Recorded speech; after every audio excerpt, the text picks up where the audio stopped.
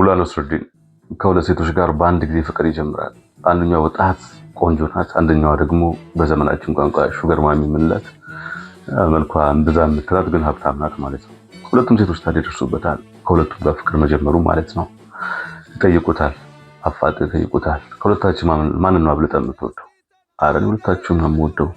እንቅጩ ነገርን ማንን ነው የምትወደው? ይጠይቁታል። አሁንም ያንዳንዳችሁን ከሌላኛችሁ አስበልጬ ነው የምወዳችሁ ይላችኋል። ገገም አንዷ ያቺ ወጣቷ ቆንጆዋ ጠየቀችው። ምን አለችው?